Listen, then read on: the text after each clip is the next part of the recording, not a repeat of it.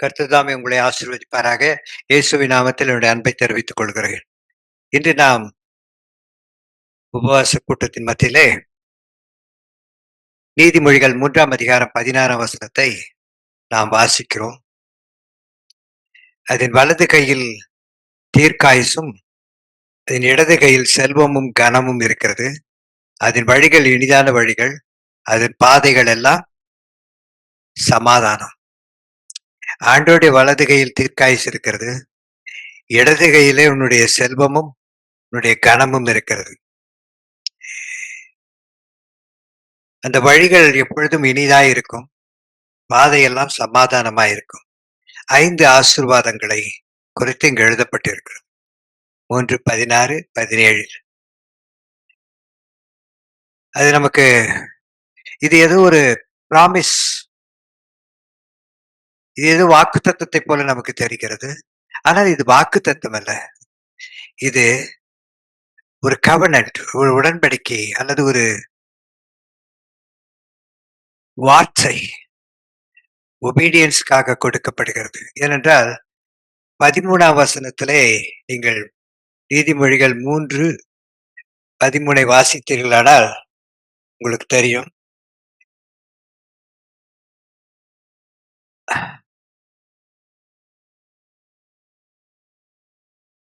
அதிலே எழுதப்பட்டிருக்கிறது, ஞானத்தை கண்டடைகிற மனுஷனும் புத்தியை சம்பாதிக்கிற மனுஷனும் பாக்கியவான் என்று எழுதப்பட்டிருக்கு. இந்த நீதிமொழிகள் 3:14 the long life, wealth, honour, paths of peace and pleasantness, இவை யாவும் ஞானத்தை கண்டடைகிற மனுஷனுக்கு கொடுக்கப்படுகிற ஒரு வார்த்தை. இது ஏதோ வாக்குத்தத்தம் அல்ல. It is not a promise, it is a covenant, ஒரு உடன்படிக்கை. ஞானத்தை கண்டடைகிறவனுக்கு அவருடைய வலது கரம் தீர்க்காயுசை தரும். ஞானத்தை கண்டடைகிறவனுக்கு அவருடைய இடது கரம் ஹானர், கனத்தையும் செல்வாக்கு, பிராஸ்பரிட்டி, செல்வத்தையும் தரும். அப்பொழுது அந்த வீட்டினுடைய குடும்பத்தினுடைய வழிகள் இனிமையான வழிகளாயிருக்கும். பாதைகள் எல்லாம் சமாதானமாயிருக்கும் என்று வேதம் நமக்கு கற்றுக் கொடுக்கிறது. என் மகனே, என் போதகத்தை மறவாதே என்று வேதம் சொல்லி இருக்கிறது. அவருடைய போதகத்தை மறவாதே. காரணம், அதே அதிகாரத்தில் முதல் 2 வசனம் அப்படித்தான் கற்றுக் கொடுக்கிறது. உன் இருதயம் என் கட்டளைகளை காக்க கடவது, அவைகள் உனக்கு நீடித்த நாட்களையும். அவருடைய வலது கரத்தினுடைய நீடித்த நாட்கள், தீர்க்காயுசு என்று சொல்லுகிறோமே, அது அவருடைய போதகத்தை மறவாதிருக்கும் பொழுது, அவருடைய கட்டளைகளை காத்துக் கொள்வது. 3ஆம் வசனம் சொல்லுகிறது, கிருபையும் சத்தியம் உன்னை விட்டு விலகாதிருப்பாயாக. நீ அவைகளை உன் கழுத்திலே பூண்டு அவைகள் உன் இருதயமாக பலகையில் எழுதிக்கொள். கழுத்திலே பூண்டு உன் இருதயமாக பலகையில் எழுதிக்கொள் என்றால் என்ன என்றால், that means you are very close to God. உன் கழுத்திலே இருக்கிற அந்த நகைகளோ செயினோ உன் இருதயத்தில் எழுதப்பட்ட, அதை பலகையாக வைத்து அது எழுதப்பட்டிருக்கிறது. இருதயத்தில் எழுதப்பட்டு எங்கோ தூரமாய் இல்லை, உனக்கு தெரியாத ஒரு இடத்தில் இல்லை, அல்லது உன்னை விட்டு அகன்றும் இல்லை. அது உன்னோடு கூட வெரி க்ளோஸ். கர்த்தருடைய வார்த்தை உன்னோடு கூட இருக்கும் பொழுது அவருடைய வலது கரமும் இடது கரமும் நம்மை அணைக்கும். நாம் யாரையாவது அணைக்க வேண்டுமானால் நமது வலது 2 கரங்களினாலும் அவர்களை ஹக் பண்ண முடியும். அணைத்துக் கொள்வோம், வாழ்த்துவோம். இஸ்ரேல் மக்கள் ஒருவரை ஒருவர் வாழ்த்திக் கொள்வார்கள். அந்த அணைப்பிலே செயல்படுகிறது முதலாவது வலது கரமும் இடது கரமும் அவர்களை அணைத்துக் கொள்ளுகிறது. ஆனால் இருதயத்திலிருந்து அன்பு புறப்படுகிறது. நான் உன்னை நேசிக்கிறேன், நான் உன்னில் அன்பாய் இருக்கிறேன் என்று. அதை தான் இயேசு கிறிஸ்து செய்கிறார். அவருடைய வலது கரத்தில் இருக்கிற தீர்க்காயுசை நமக்கு தருகிறார். இடது கரத்தில் உள்ள செல்வத்தையும் கனத்தையும் தருகிறார். சமாதானத்தை பெருக பண்ணுகிறார். என் அருமையான சகோதரனே, சகோதரி, ஒரு இன்ட்ரெஸ்டிங் ஸ்டோரி. சாலமோன் மிகுந்த ஞானத்தை உடையவனாயிருந்தான். அவன் ஞானத்தை கேட்டான். இந்த அரசாட்சி எப்படி செய்ய நான் சிறியவனாய் இருக்கிறேன் என்று. ஆண்டவர் ஞானத்தை கொடுத்தது மட்டுமல்ல, இடது கரத்தில் உள்ள பிராஸ்பரிட்டி, ரிச்சஸ், தன்னுடைய செல்வம் முழுவதையும் அவனுக்கு கொடுத்தார். அவன் ஞானத்திலும் செல்வத்திலும் உயர்ந்தவனாயிருந்தான். ஞானமும் செல்வமும் இருக்கிற அவனுக்கு வலது கையினுடைய தீர்க்காயுசு இல்லாமல் போயிற்று. வேதத்தில் நீங்கள் 1 ராஜாக்கள் 11:12-42 வாசித்து பார்த்தால், சாலமோன் எருசலேமை இஸ்ரவேலெல்லாம் அரசாண்ட நாட்கள் only 40 years, 40 வருஷம் தான். 40 வருஷம் என்பது இஸ்ரவேலிலே ஒரு வாலிபனுடைய ஆரம்ப நாட்கள். அவருடைய திருமணங்கள் அப்பொழுதுதான் நடக்கும். நம்மளாம் 25-30 என்று இருக்கிறோம். ஆனால் இஸ்ரவேலில் 40 வயது சரியான ஒரு வாலிப பிராயம்.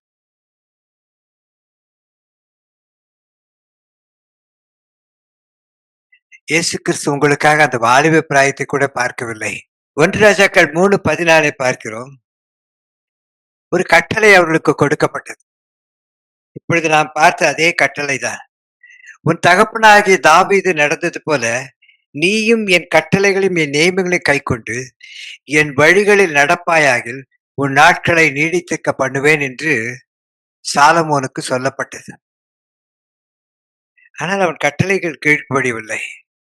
He married all the Gentiles people. He married against the Lord's people. விக்கிரகங்களை, வழிபாடுகளில் தலைத்த அவர்களை எல்லாம் திருமணம் செய்தார். ஞானம் பெற்றவன் தான். அவருடைய இடதுகையின் ஆசீர்வாதங்களை பெற்றவன் தான். ஞானமும் செல்வமும் கனமும் பெற்றவன் தான். ஆனால் he lost our Lord's right hand blessing. தேவனுடைய வலதுகையின் ஆசீர்வாதத்தை அவன் இழந்து போனான். நாட்களை நீடித்திருக்க பண்ணுவேன் என்று சொன்னார். ஆனால் 40 வயதிலேயே 40 வருஷம்தான் அவன் அரசாண்டான். அதுக்கு முன்புதான் சின்ன பையனா இருந்தார். ஒருவேளை 7-8 வயது இருக்கலாம் கூட. Before 50 he died. அவன் வாழ்நாட்களை சீக்கிரமாய் இழந்து போவான். ஆனா கடவுளுடைய ஞானத்தை பெற்ற ஒரு மனிதன் success in all areas of நம்முடைய உலகத்தில் வாழ முடியும். இப்படி எந்த பகுதியிலும் நிம்மதியாயும் சமாதானமாய் வாழ முடியும்.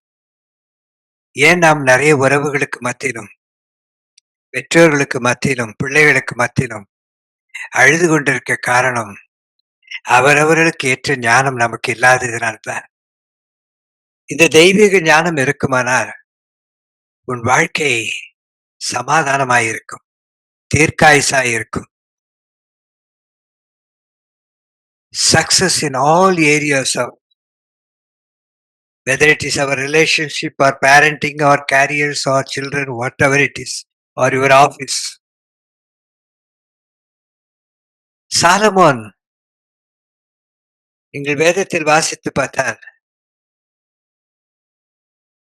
அவன் முதலில் நிறைய ஆசீர்வாதங்களை பெற்றுக்கொண்டான்.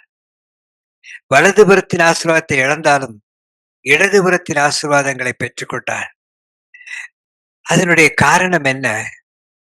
நீங்கள் அதிலே 15ஆம் வசனம் வாசித்தால், சாலமோனுக்கு நித்திரை தெளிந்த பொழுது அது சொப்பனம் என்று அறிந்தான். அவன் எருசலேமுக்கு கர்த்தருடைய உடன்படிக்கை முன்பாக சர்வாங்க தகளைப்பட்டி சமாதான பலிகளை செலுத்தினான். ஆண்டவரை தொழுது கொண்டான். ஞானத்தில் சிறந்து வென்றான். ஞானமுள்ள மனிதன் கடவுளை தேடுவான். Wise man will always seek Jesus. our God. இவன் ஞானம் உள்ளவனாய் இருந்தால் கடவுளை தேடினான்.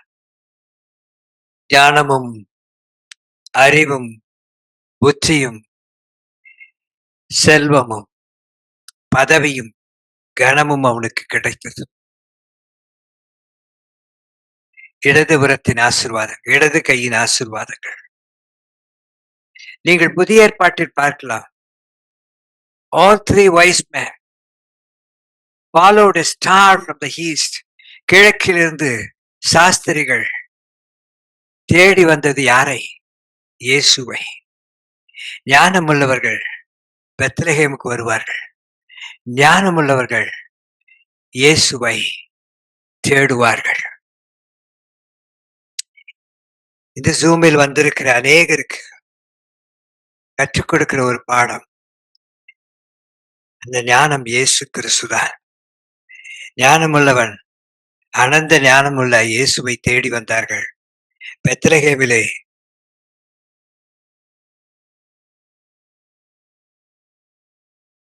சாலமோன் ஞானமுள்ளவனாய் இருந்த பொழுது he surrounded himself with priests.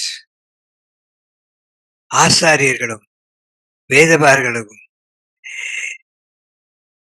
ஆண்டவரை தொழுது கொள்ளுவர்களும் கவுன்சிலர்ஸ், அவருக்கு ஆலோசனை சொல்லுகிற ஏராளமான பேர் அவரை சுற்றி இருக்கும்படி. காரணம் என்ன? ஞானம். இப்படிப்பட்ட ஞானமுள்ள ஒரு மகனோடு கூட நாம் இருப்பது நமக்கு ஸ்லாக்கியம் என்று எத்தனையோ பேர் வந்தார்கள். உன் சபையிலே உன் போதகர் ஞானமுள்ளவளாய் இருந்தார், சபை நிரம்பி வழியும். பிரியமான சகோதரனே, சகோதரியே, பல சபைகளில் எங்கள் கூட்டம் வருவதில்லை என்று சொல்வார்கள். தவறு வருகிற பொழுதல்ல, போதகருடைய. யோசுவா 1:8 சொல்லுகிறது, இந்த நியாயப்பிரமாண புஸ்தகம் வாயை விட்டு பிரியாதிருப்பாக. இதில் எழுதியிருக்கிறதெல்லாம் நீ செய்ய கவனமாயிருக்கும்படி இரவும் பகலும் அதை தியானித்துக் கொண்டிருப்பாய். அப்பொழுது உன் வழியை வாய்க்கப்படுவாய்.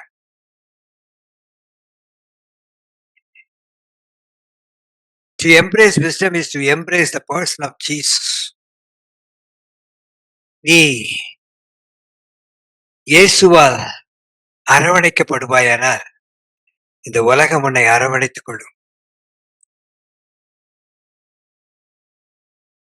ஏனென்றால் வேதம் சொல்லுகிறது 1 கொரிந்தியர் 1:24, யூதரானாலும் கிரேக்கரானாலும் எவர்கள் அழைக்கப்பட்டிருக்கிறார்களோ அவர்களுக்கு கிறிஸ்து தேவ பலனும் தேவ ஞானமுமாய் இருக்கிறார்.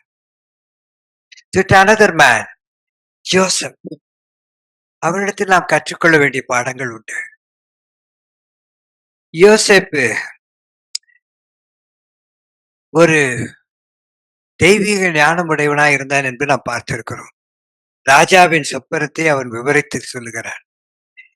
ராஜாவாலே அதுக்கு சொல்ல முடியவில்லை, அங்க இருக்க சாஸ்திரிகளால் சொல்ல முடியவில்லை. ஆனாலும் ஒரு அனந்த ஞானம், ஒரு தெய்வ கிருபை அவனுக்கு இருந்தபடினால் அதை அவன் ராஜாவின் கனவை அவன் தீர்த்து வைக்கிறான். யோசேப்புக்கு இந்த ஞானம் எங்கிருந்து வந்தது? யோசேப்பை பற்றி உங்களுக்கு நன்றாய் தெரியும். அவன் பார்த்த கனவுக்கே அவனுக்கு அர்த்தம் தெரியவில்லை. அவங்க அப்பாவிடம் போய் சொன்னான். அவன் ஒரு கனவு கண்டான், இங்கெல்லாம் வணங்குவீங்க. அவனுக்கு இன்டர்பிரிட்டேஷன் பண்ண தெரியாது. அந்த ஞானம் அறிமுகம் அவனுக்கு இல்லை. தகப்பனிடம் சகோதரனை சொல்லி மாட்டிக்கொண்டான். ஆனால் அந்த ஞானம் அவனுக்கு எப்படி கிடைத்தது தெரியுமா? போர்த்திபாவின் மனைவி அவனை தவறான வழியில் அழைத்து செல்ல முற்பட்ட பொழுது அவன் ஆண்டவருக்காய் நின்றான். அவன் ஆண்டவருக்காய் வாழ ஆரம்பித்தான். அவன் சிறுவனாய் இருந்த பொழுது தான் கண்ட கனவுக்கு அர்த்தம் தெரியாதவன். ஆனால் ராஜாவின் கனவுகளுக்கு பதில் சொல்லக்கூடியவன் தான் யோசேப். அதற்கு நடுவில் நடந்தது என்ன? யோசேப்பு தன்னை பரிசுத்தமாய் வைத்துக் கொண்டார். யோசேப்பு தேவனுடைய வார்த்தைகளை வைத்துக் கொண்டார். தேவனுக்கு கீழ்ப்படிந்திருந்தார். சாலமோன் அதை இழந்தார். வலது கையின் ஆசீர்வாதங்களை இழந்தார். ஆனால் யோசேப்பு இறைவனுடைய வலது கையும் இடது கையும் அரவணைப்புக்குள் வாழ ஆரம்பித்தார். முதலாவது அவன் வலது கையின் ஆசீர்வாதம். யோசேப்புக்கு நல்ல ஆயுசு. இடது கையின் ஆசீர்வாதம் பாருங்கள். சிறைச்சாலையில் வெளிவந்த யோசேப்பு அந்த தேசத்தின் 2வது அதிபதியைப் போல நிற்கிறார். ராஜாவுக்கு அடுத்த ஸ்தானத்தில் நிற்கிறார். வேதம் சொன்னபடி ஹானர் இடது கையின் ஆசீர்வாதமாகிய ஒரு பெரிய மரியாதை அவனுக்கு கிடைக்கிறது. அதன் பின்பு அவன் செல்வ சீமானாய் இருக்கிறான். தன் தகப்பனை அழைத்து வர ஏராளமான வாகனங்களை அவன் அனுப்புகிறான். ஏராளமான வஸ்துக்களை அனுப்புகிறான். தகப்பனை பத்திரமாய் ஏற்றிக்கொண்டு வருகிறான். ஏழையாய் வந்து சேர்ந்தவன், சிறைச்சாலையில் ஒரு கைதியாய் இருந்தவன், என் ஆண்டவருடைய வலது கரமும் இடது கரமும் அவனை அணைத்தபடினால் அவன் வாழ்க்கை மாறியது. இடதுகையின் ஆசீர்வாதங்களை அவன் அனுபவிக்க ஆரம்பித்தார். தேவன் அவனை செல்வ சீமானாய் மாற்றினார். அதிகாரம் படைத்தவனாய் மாற்றினார். ராஜா சொல்லுகிறார், யோசேப்புக்கு உத்தரவில்லாமல், யோசேப்புக்கு தெரியாமல் இந்த தேசத்தில் ஒருவனும் தன் கையையும் காலையும் கூட அசைக்க கூடாது என்ற மிகப்பெரிய உத்தரவை அவன் கொடுக்கிறான். என் பிரியமானவர்களே, யாத்தியாகமம் 37 நீங்கள் பார்த்ததுதான். யோசேப்புக்கு அந்த ஞானம் இல்லாதவன், அறிவு இல்லாத இருந்தார். இன்டர்பிரிட்டேஷன் கிஃப்ட் அவனுக்கு கிடையாது. But God gave Joseph wisdom.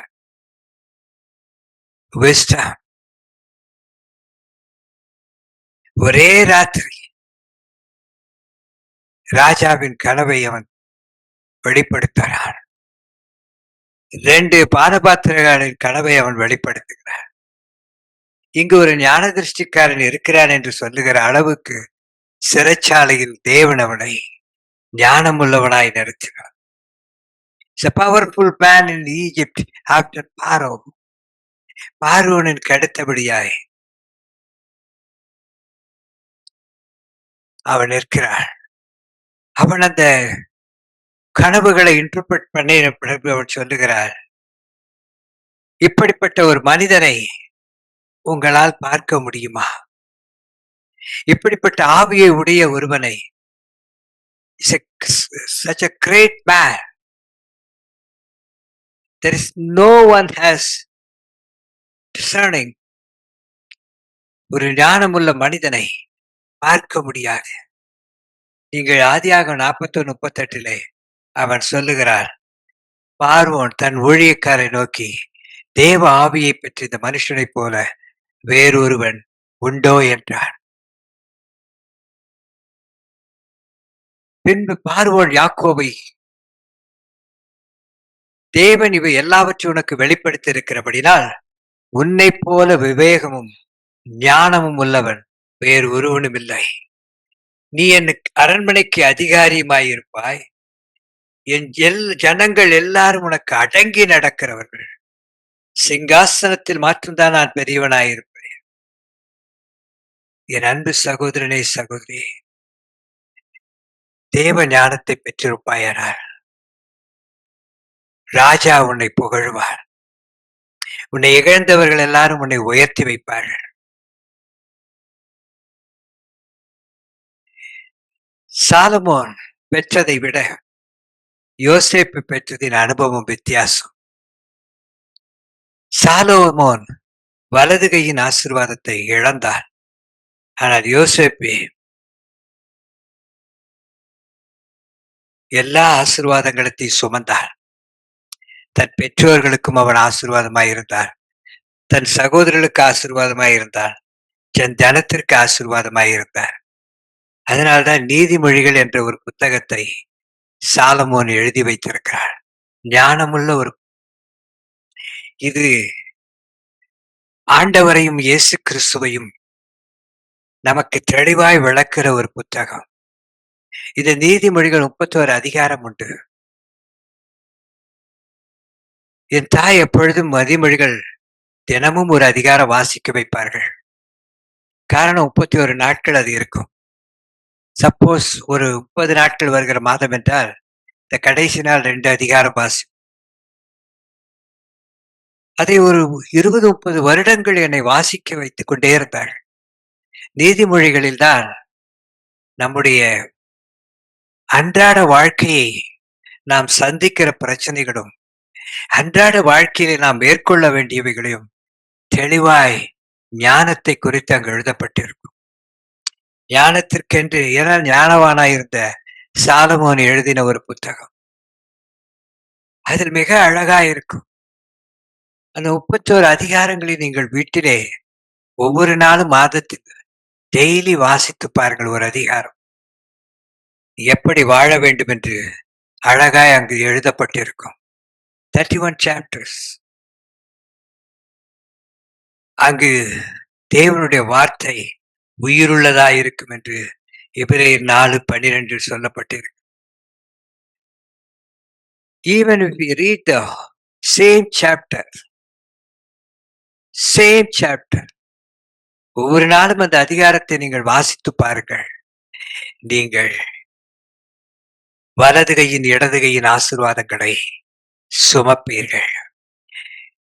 இந்த நாளிலே ஆண்டவரே எனக்கு அந்த ஞானத்தை தாரும் என்று நீங்கள் கேட்பீர்களானால் அந்த ஞானத்தை தேவன் உங்களுக்கு தந்தருள்வார். இது ஞானத்திற்கு அடையாளமாகத்தான் இஸ்ரேல் தேசத்திலே ஹனுக்கா என்ற ஒரு பண்டிகை அல்லது மெனோரா இதை கொண்டாடுவார்கள். மெனோரா என்றால் விளக்கு என்று அர்த்தம். அந்த மெனோராவில் 7 நம்முடைய பிரேயர் சென்டரில் உள்ள சேப்பலில் நீங்கள் பார்த்திருக்கலாம். 7 குத்து விளக்குகள் காணப்படும். இது மெனோரா என்பது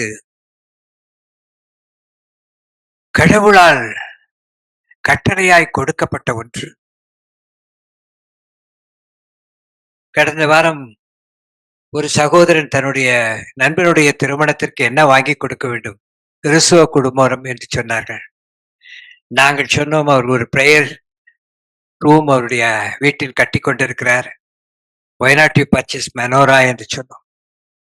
அவருக்கு ஒரே சந்தோஷம். அவர் மெனோரா வாங்கி அந்த திருமணத்தன்று தன்னுடைய நண்பனுக்கு அவர் கொடுத்தார்.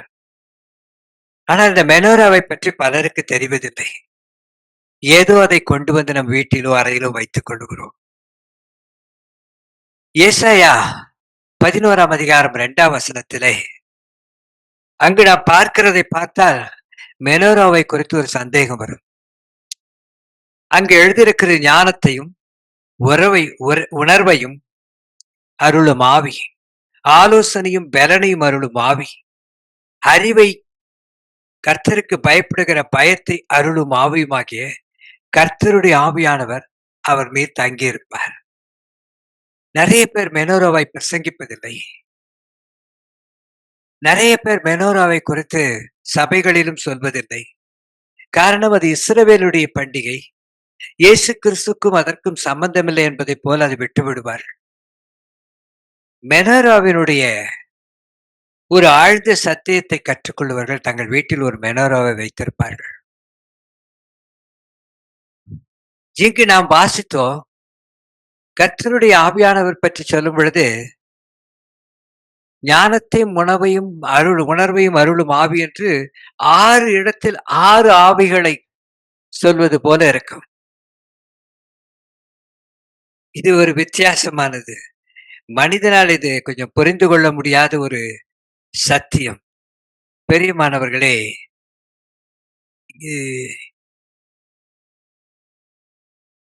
இது யாராலுமே புரிந்து கொள்ள முடியாத ஒரு வித்தியாசமான சத்தியமாய் இருக்க வேண்டும்.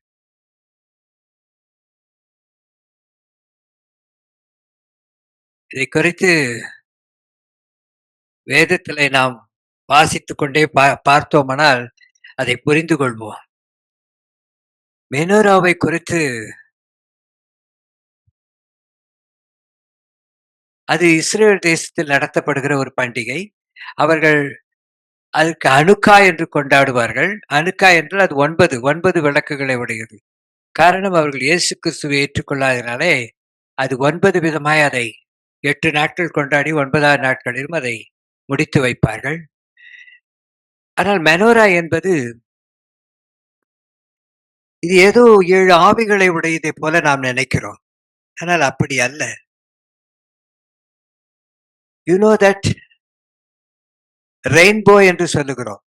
ஆனால் 7 கலர் அதில் உண்டு. ஆனால் ரெயின்போ என்று தான் சொல்லுவோம். இது ஊதா ரெயின்போ என்று நாம் சொல்வதில்லை. அதனால்தான் மெனோரா என்பது ஒரு ஆழ்ந்த ரகசியம். மெனோராவை வாங்கி வைத்திருப்பவர்களுக்கு ஒருவேளை அந்த ரகசியம் தெரியாது இருக்கலாம். ஏசாயா 11:2 தான் இதை விவரிக்க ஆரம்பிக்கிறார். அவர் சொல்லுகிறார், 6 ஆவிகள், அதாவது ஞானத்தையும் உணர்வையும் அருளும் ஆவி, ஆலோசனையும் பலனையும் தருளும் ஆவி, அறிவையும் பயத்தையும் தருகிற ஆவி, கர்த்தருடைய ஆவியானவர் என்று. Menorah is just like the rainbow. Rainbow என்று சொல்லுவோம், ஆனால் 7 கலரை நாம் சொல்லுவதில்லை. ப்ளூ ரெயின்போ, கிரீன் ரெயின்போ அல்ல. 7ம் 1, 1 7. எப்படி நம்முடைய திரியதேவன் 3 1 என்று சொல்வது போல, இந்த மெனோராவிலே 7 விளக்குகள் இருக்கும். இந்த மெனோராவை குறித்து வெளிப்படுத்தின யோவானுக்கு, ஏசாயாவுக்கு வெளிப்படுத்துவதை விட யோவானுக்கு கொஞ்சம் அதிகமாய் வெளிப்படுத்த ஆரம்பிக்கிறார். யோவான் என்ன செய்கிறார்? வெளிப்படுத்தின விசேஷம் 1:4 ஆசியாவில் 7 சபைகளுக்கு எழுதுகிறதாவது, இருந்தவரும் வருகிறவரும் அவருடைய சிங்காசனத்தில் இருக்கிற 7 ஆவிகள். இதை அநேக சபைகளில் பிரசங்கிக்காத காரணம் என்றால், அவர்கள் தவறாய் புரிந்து கொள்வார்கள். ஏதோ பரிசுத்த ஆவியானவர் 7 ஆவியாய் இருக்கிறார் என்று. Not like that.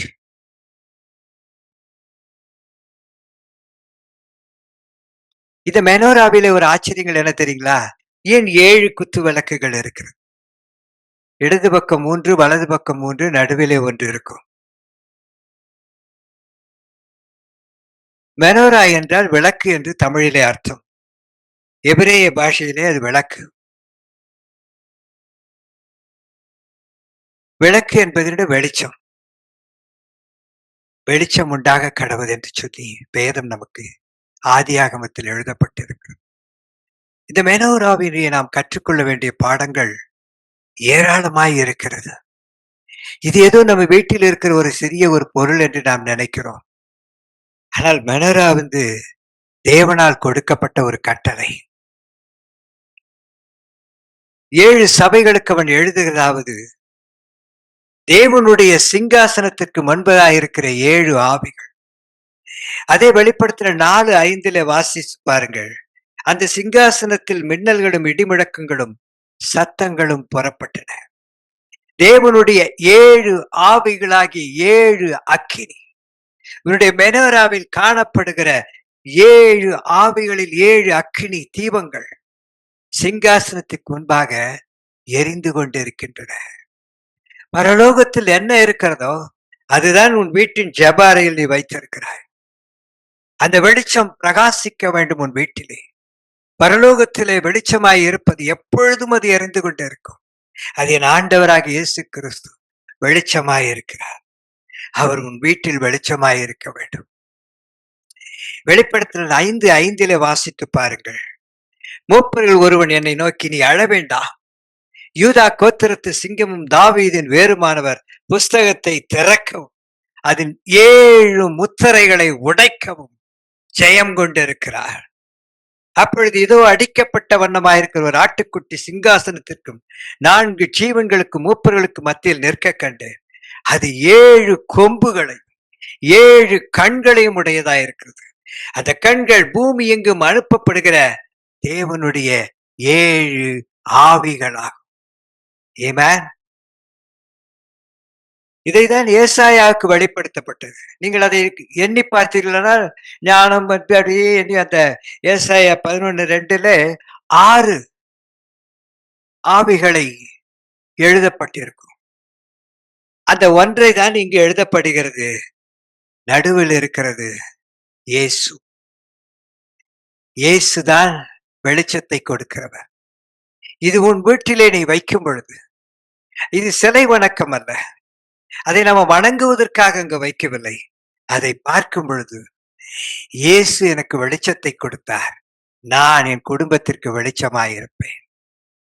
யாத்ராகம் 25:31 தேவன் கட்டளையிடுகிறார், பசும்பொன்னினால் ஒரு குத்து விளக்கை உண்டாக்குவாயாக, அது பொன்னினால் இருக்க வேண்டும், கிளைகளும் முக்குளும் பழங்களும் பூக்களும் பொன்னினால் செய்யப்பட வேண்டும், 6 கிளைகள் அதன் பக்கங்களில் விட வேண்டும். குத்துவிளக்கின் 3 கிளைகள் ஒரு பக்கத்திலும், குத்துவிளக்கின் 3 கிளைகள் மறுபக்கத்திலும் விட வேண்டும். அதில் 7 அகல்களை செய்வாயாக, அதற்கு நேர் எதிராய் எரியும்படிக்கு அவைகள் ஏற்றப்படும். யாத்திராகம் 27:21 ஆசரிப்பு கூடாரத்தில் சாட்சி சந்நிதிக்கும் திரைச்சீலைக்கு வெளிப்புறமாக ஆரோனும் அவர் குமாரரும் சாயங்காலம் தொடங்கி விடியற்காலம் மட்டும் கர்த்தருடைய சன்னிதானத்தில் அந்த விளக்கை எரிய வைக்க கடவுள். இது இஸ்ரவேல் புத்திரருக்கு தலைமுறை தலைமுறையாக நித்திய கட்டளையாயிருக்கிறது.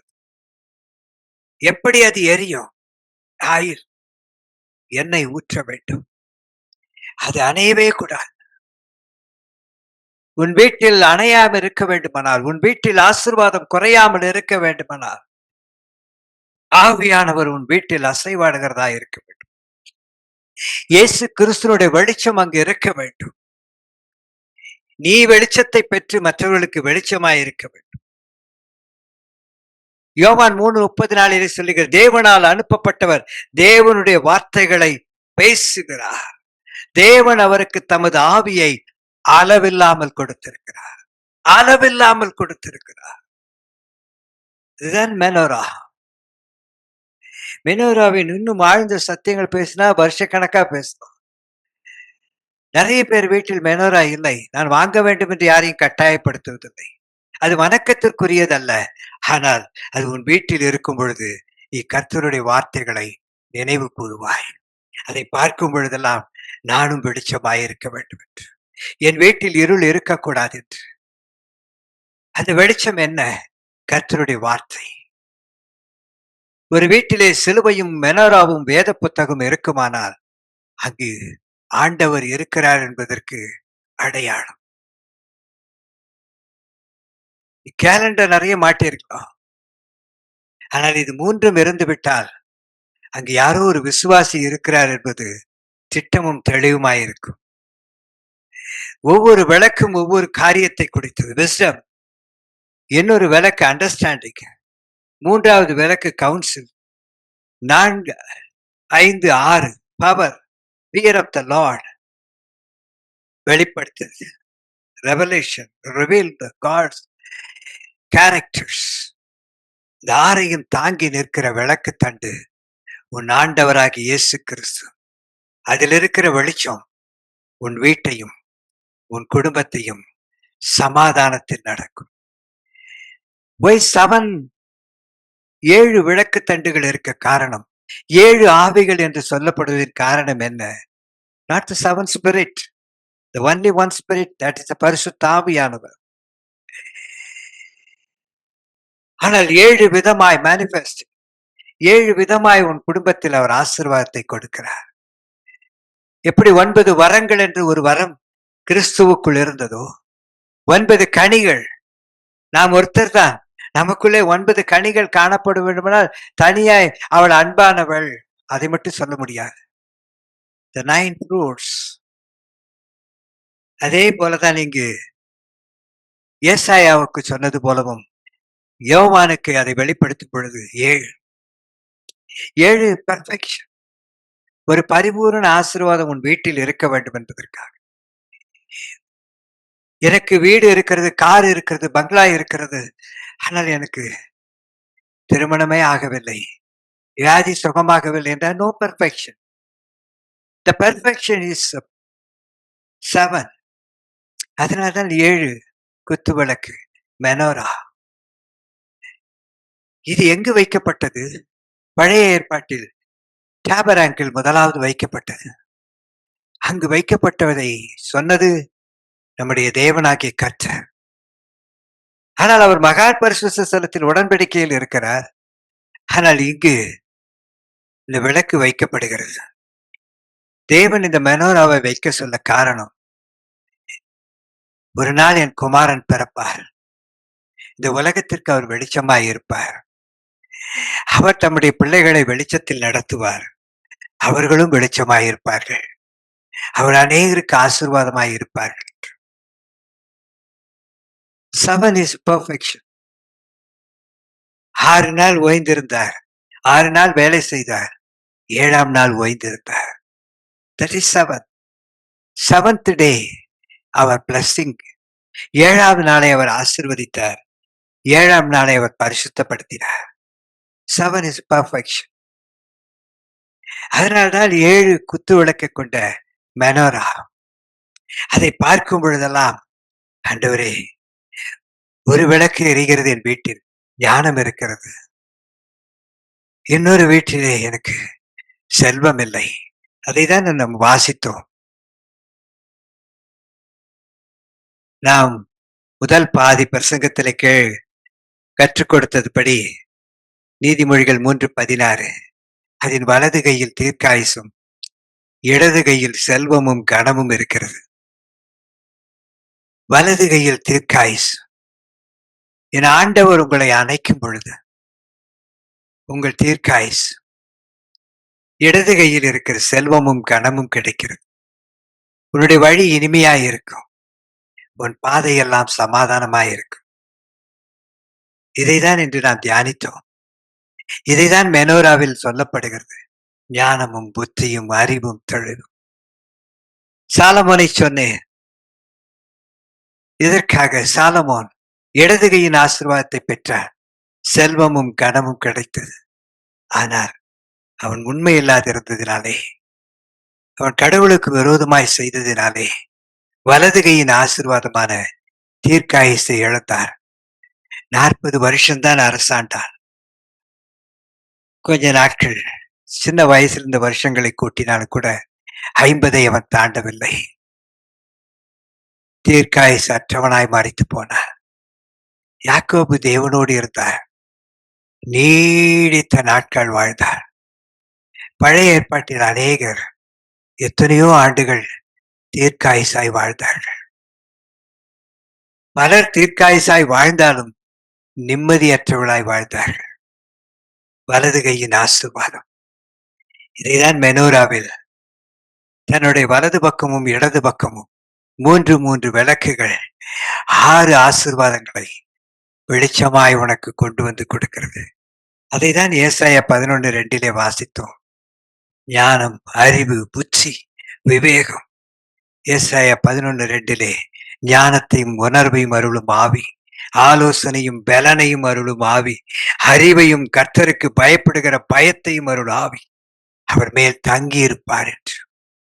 உங்கள் மேல் தங்கி இருக்கிற இந்த 6 விதமான ஆசீர்வாதங்களை கொண்டு வருகிற இயேசுதான் மெனோரா.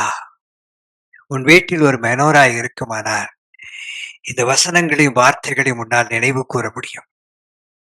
இதை வாங்கி வைத்துக் கொள்ளுங்கள். இது ஆலோசனை, என்னுடைய கட்டளை அல்ல.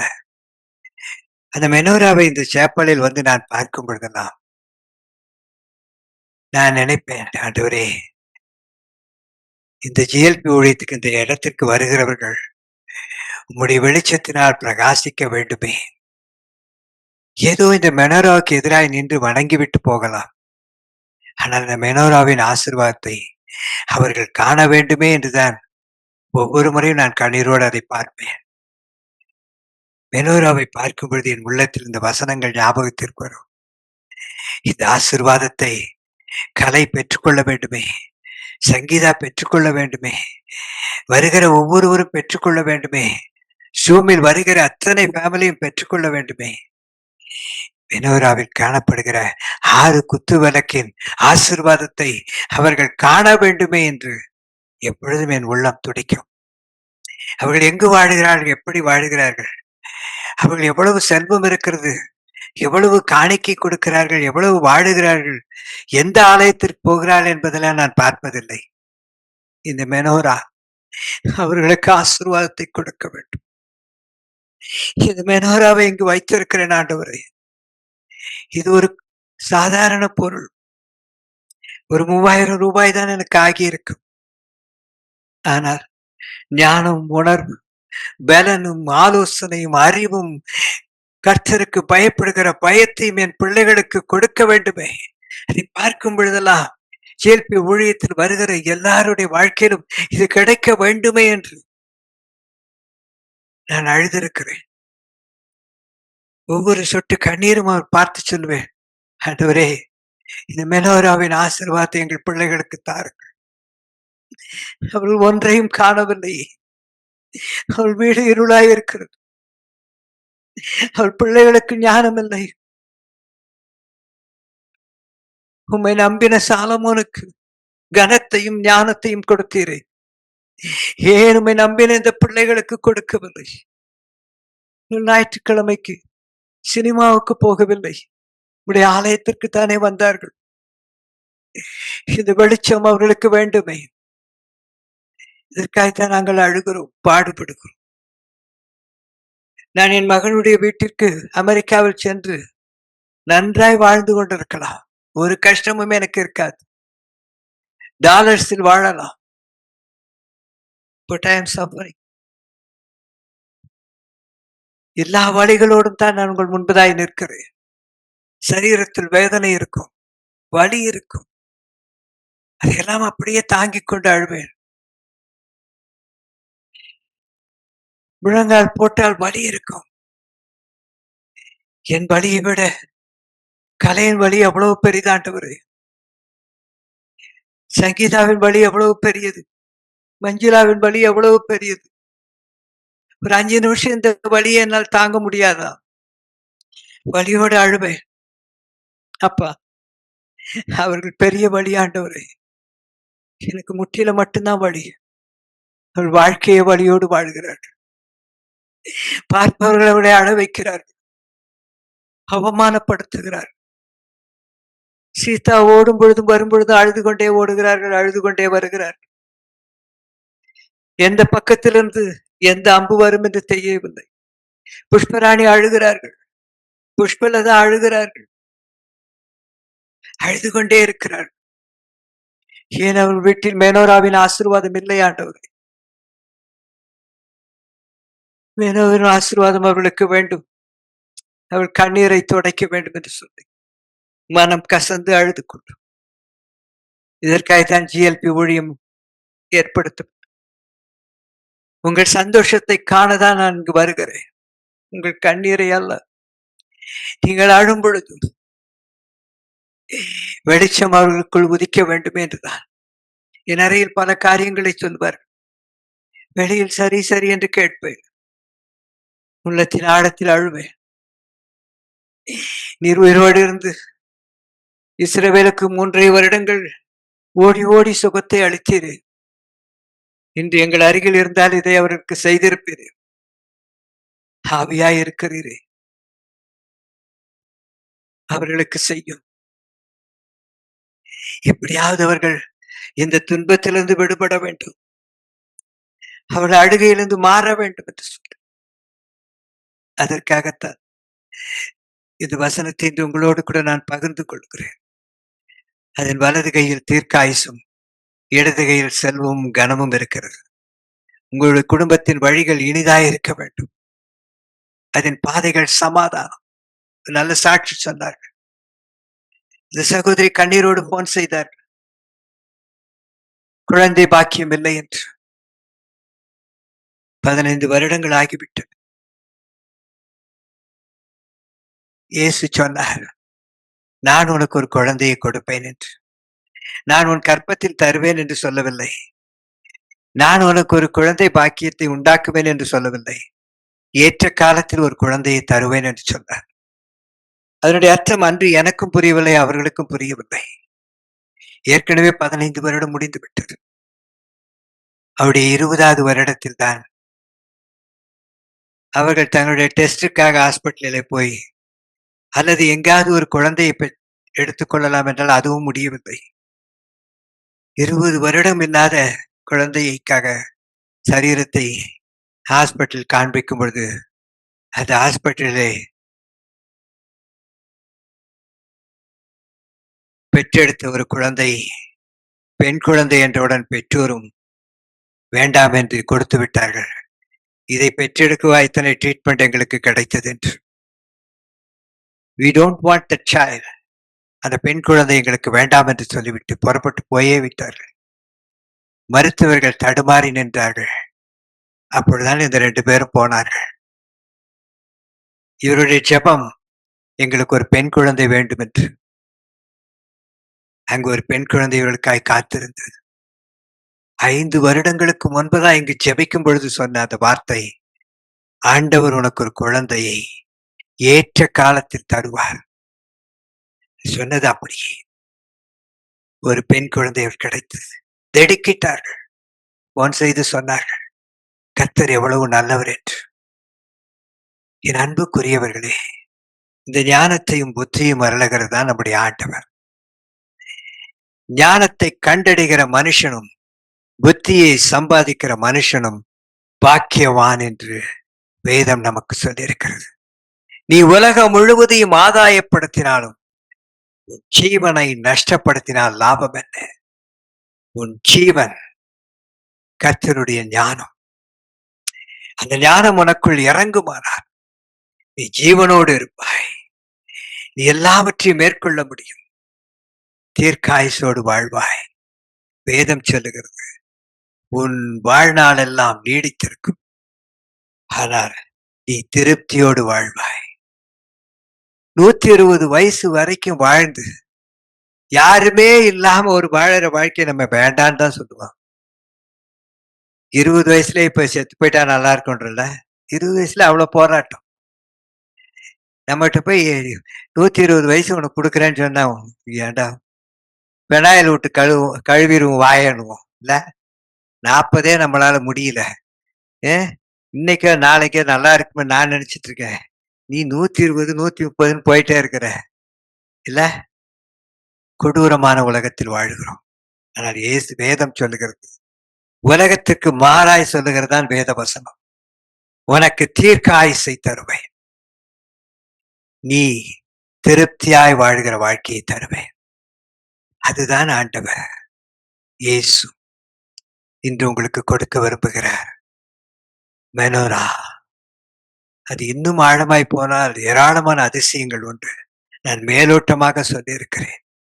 மெனோராவில் ஒவ்வொரு குத்து விளக்கின் ரகசியங்கள் எல்லாமே பரலோகத்தில் இருக்கிறதை யோவான் பார்க்கிறார். ஒவ்வொரு குத்து விளக்கின் ஆசீர்வாதங்களும் அவருடைய சிங்காசனத்துக்கு முன்பாக இருக்கிற மெனோராவை தான் உன் வீட்டிலே ஞாபகமாய் நீ வைத்திருக்கிறாய். அவருடைய சிங்காசனத்தில் காணப்பட்ட டேபராங்கிள் தான், அவருடைய சிங்காசனத்தில் காணப்பட்ட ஆலயம் தான் மோசேயுக்கும் சாலமோனுக்கும் தாவீதுக்கும் கொடுக்கப்பட்ட நிழல், த ஷேடோ. உன் வீட்டில் வைக்கிற அந்த மெரோரா ஷேடோ, ஒரு நிழல். அதை பார்க்கும் பொழுதெல்லாம் என் வீட்டில் வெளிச்சம் வேண்டும், என் வீட்டில் வெளிச்சம் உதிக்க வேண்டும். அதை பார்க்க முழங்கால் பெற்று, ஆண்டவரே இந்த மெனோராவை போல என் வீட்டில் வெளிச்சம் உதிக்க வேண்டும், என் வீட்டிலே சமாதானம் இருக்க வேண்டும், என் வீட்டிலே கடன் தொல்லை இருக்கக்கூடாது, என் வீட்டிலே வெளிச்சத்தின் பயனை நாங்கள் காண வேண்டும். யோசேப்பு சிறியவனாயிருந்த பொழுது அவனுடைய கனவையே அவனால் சொல்ல முடியாதவனாய் ஞானமற்றவனாய் இருந்தான். போய் தகப்பனிடத்தில் சொன்னான், சகோதரத்தில் சொன்னான், தோற்று போனான். அவனை வெறுத்தார்கள். அவன் கனவையே அவனுக்கு சொல்ல தெரியாது. No knowledge and no wisdom. But யோசேப்பு எப்பொழுது அந்த ஞானத்தை பெற்றுக்கொண்டான்? சிறைச்சாலையில். ஏன் இந்த சிறைச்சாலைக்கு போனான்? அவன் பாவம் செய்யாமல் அவன் தேவனுடைய வார்த்தைக்கு கீழ்ப்படிந்தபடினார், அந்த வார்த்தையை அவன் தனக்குள் சுமந்தபடினார். சிறைச்சாலையில் பானபாத்திரனுடைய கனவுக்கு அர்த்தம் சொல்லுகிறான். ராஜாவின் கனவுக்கு அர்த்தம் சொல்லுகிற ஞானமுள்ள இருதயத்தை தேவன் அவனுக்கு கொடுத்தார். தன்னுடைய சொந்த கனவுக்கு அர்த்தம் தெரியாத அவனை தேவன் ராஜாக்களின் கனவுகளுக்கு அர்த்தம் சொல்லுகிற ஞானம் உள்ளவனாய் மாற்றினார். இதுதான் மெனோரா. இந்த ஞானம் உனக்கு வருமானால் அந்த ஞானம் இயேசு என்று வேதம் சொல்லுகிறது. அந்த இயேசு மெனோராவின் நடுவில் இருக்கிறார், வெளிச்சமாயிருக்கிறார். அந்த வெளிச்சம் உன் குடும்பத்தை உயர்த்தும், உன் குடும்பத்தை ஆசீர்வதிக்கும். அந்த வெளிச்சம் உன் குடும்பத்தில் இருளை நீக்கும், உன் கண்ணீரை எல்லாம் துடைக்கும். கர்த்தர் உங்களை ஆசீர்வதிப்பாராக. நாம் ஜெபிப்போம்.